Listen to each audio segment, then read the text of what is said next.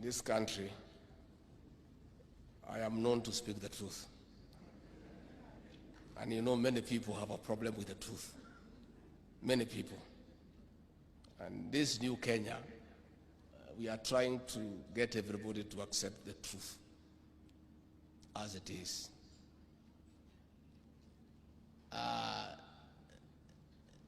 The unprovoked and unwarranted attack on the U.S. ambassador to Kenya, Meg Whitman,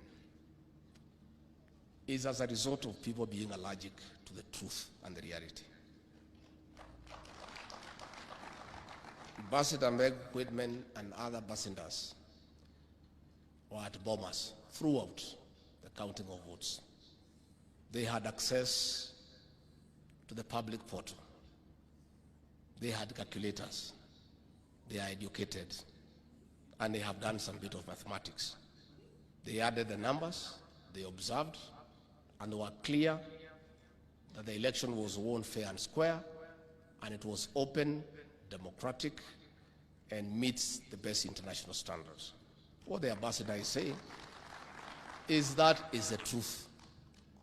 So she is being attacked and vilified by saying what everybody knows. I want to request leaders to accept the truth and the reality and move on. Life is not static. Life is dynamic. Today you are up, tomorrow you are down, and so on. Again, I want to request our leaders to exercise patriotism to their motherland. President William Ruto inherited a difficult situation. I said in Kasarani on the inauguration day on the 13th of September last year, and some people thought I'm mischievous, and they thought probably I'm mannerless to say the truth in front of visitors. And I said the kind of economy we had inherited, and the coffers were empty, and in our stores even rats had disappeared because there was nothing to eat. And the president has embarked on a very difficult journey of the economic transformation of this great republic. Along the way, we have found good friends. Ambassador Meg Whitman, in a record time, has increased the volume of trade between Kenya and the United States, that as I speak today, the United States of America is Kenya's largest trading partner in the world.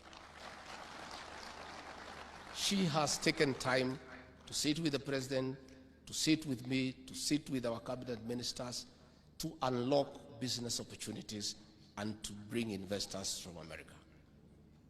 What she deserves is commendation, not vilification for being truthful.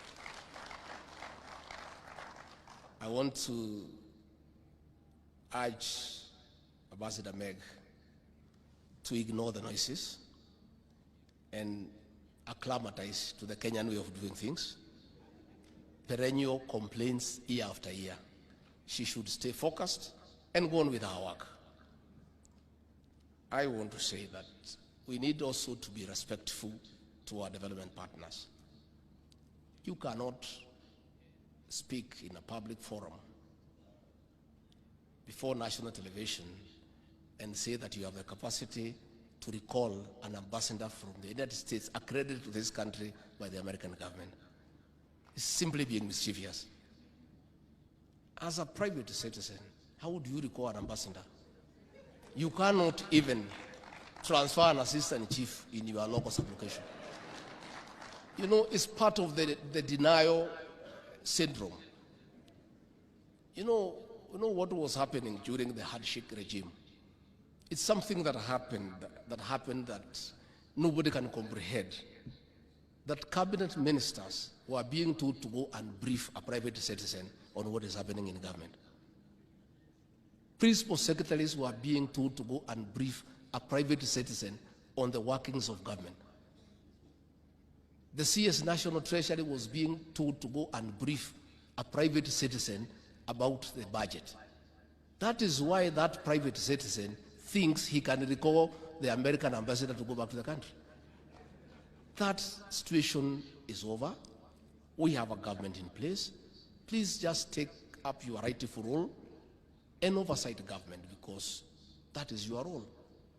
Again, I want to say that the hardship team, after destroying the economy of this country, gave President Ruto no chance because they knew it was almost impossible to turn around the country.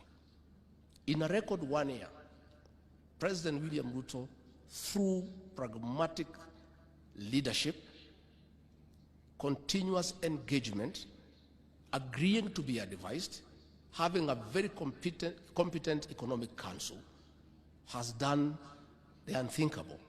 In 1 year, the economy has shown signs of recovery to the extent that for the first time in 7 years, all county governments were given their money before the closure of the financial year on June 30th. All members of parliament and the respective constituency development funds in the 290 constituencies were given all the allocation before the closure of the financial year on June 30th. So the people who had schemed to destroy the economy so that the next leader can fail are very envious. And that is why they are bitter, and that is why they are trying to portray our friends as bad people. What is happening, and I want to invite our brothers to understand, this William Ruto you despised, and you gave him no chance. Today, he is the desired visitor of every capital in the world. If he was to honor the invitations to the countries he is being asked to visit, he would be out of this country for 360 days in a year. And that is why people are envious. They thought that the West would not embrace him. They thought that the East will not embrace him. They characterized him as somebody unworthy of leadership. They said he is a thief. They said he is corrupt. They said the bottom-up economic agenda is a farce. In 1 year, he has become the leading light in the African continent. He is being sought by every country in Africa to speak for Africa. So I want to ask our brothers and sisters to just accept and move on. Life is that simple. It is that simple. Again, the president talked about corruption in the county governments and the national government. There is no corruption for the national government and the county governments. Corruption is corruption in its very form. And this government will deal with the corruption in the national government, in the county governments, and in the country. We know that some people are very uncomfortable because previously governors have been twisted to give money obtained fraudulently and corruptly to fund political activities. With this new war on corruption in the county governments, it is no longer going to be possible to coerce governors from your coalition to give you money for politics. That is a problem. That is a problem. So we understand where they are coming from. We feel you. We feel you. We know you are in a difficult situation. Finally, I want to say